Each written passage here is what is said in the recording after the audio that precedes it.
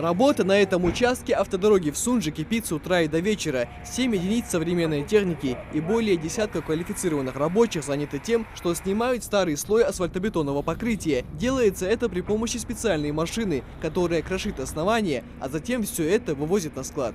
Так как основание было ранее 30 сантиметров всего, это основание не выдерживает современные нагрузки больших грузных машин. Поэтому мы углубляемся на 90, от 90 до метра углубляемся и будем делать основание трехслойное, послойное из 3 слоев.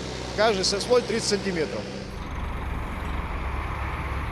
За рулем автогрейдера машинист со стажем Магомед Махлоев. Дорожным работам он посвятил более 20 лет и знает толк в качественном покрытии асфальтобетона. Местный строитель вспоминает, что эта транспортная артерия уже давно находилась в плохом состоянии, и качественный ремонт был просто необходим. Учитывая, что это центральная дорога, такой ремонт очень большой подарок для всех жителей города Сунжа, а также для тех, кто приезжает к нам в гости. Для рабочих здесь очень хорошие условия. Весь нужный материал привозят вовремя, поэтому жаловаться нам не на что. Но больше всего новым изменениям рады, конечно же, сами водители, которые ежедневно проезжают по этой дороге и больше не хотят тратить деньги на ремонт своего авто. Эта дорога раньше была очень сильно разбита. На легковой машине проехать было очень тяжело. Сейчас дорогу полностью ремонтируют, и хочу поблагодарить всех, кто принимает в этом участие.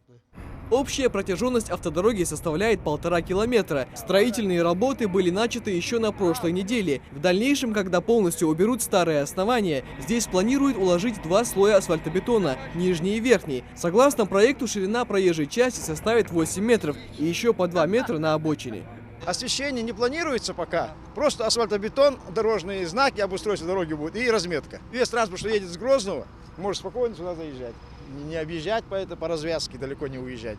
Строительные работы необходимо закончить уже к началу апреля, но скорее всего объект будет сдан досрочно. По завершению всех работ проезд для легковых машин станет гораздо удобнее, а транспортная артерия получит 3-ю категорию. Михаил Тангиев, Адам Далаков, Новости 24.